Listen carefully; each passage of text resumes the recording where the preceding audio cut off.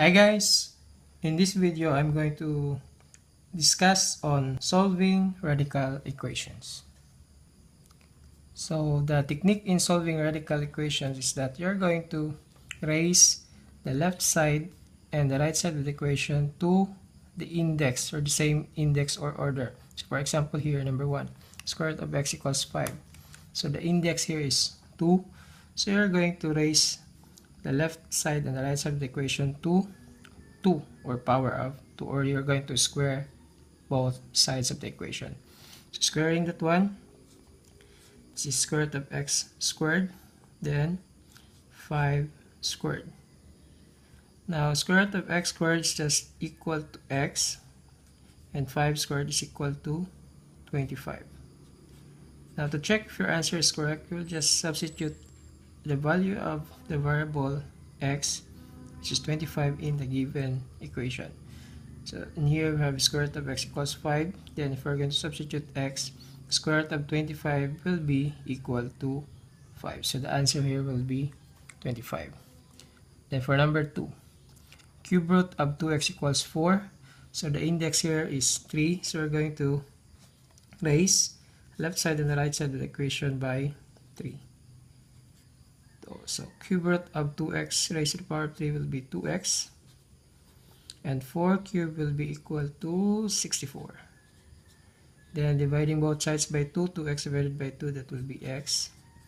Then 64 divided by 2, that will be 32. So checking our answer, so 2 times 32 will be 64, then cube root of 64 is equal to 4. Number 3, fourth root of 2y plus 10 equals 2. So this is index 4. So we're going to raise this one to 4, and the same with the right side to 4.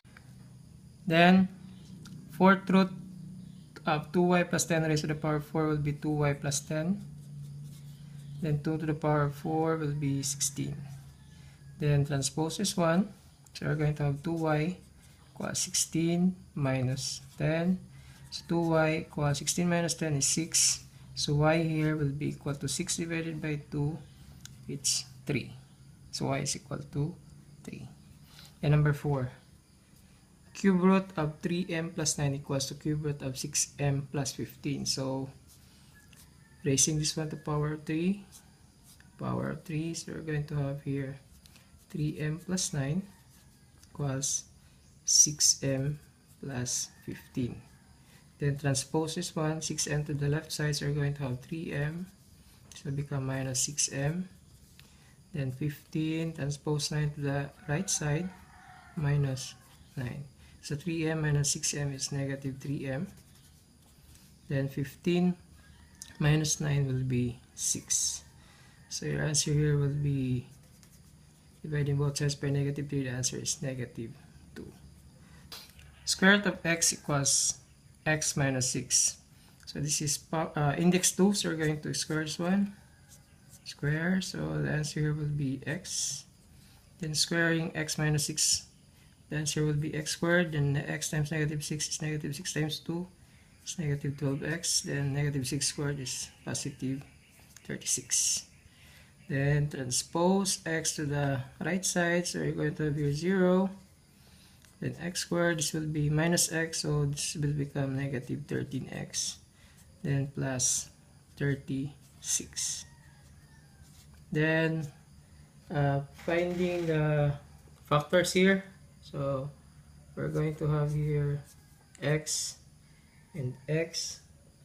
Then factors of 36, wherein if you're going to add, the answer is negative 13, that will be negative 9, so minus 9 and minus 4. Then applying zero product property, this is x minus 9 equals 0, and this is x minus 4 equals 0. So x here is equal to 9, and x here is equal to 4.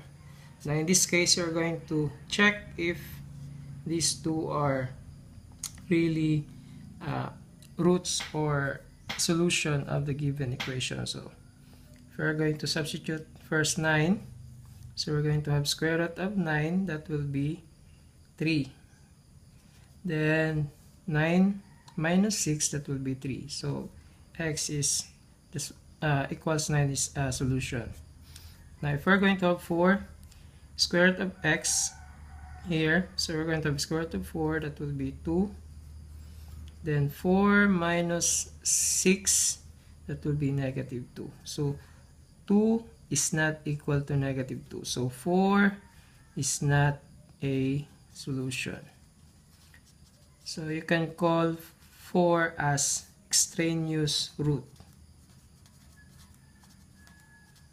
So extraneous root means this is a number that you come up in solving the variable here, but this number cannot make the equation true. So that is what you meant by extraneous root. I hope this video helped you. If you have questions about the topic, please comment down below, and see you next time.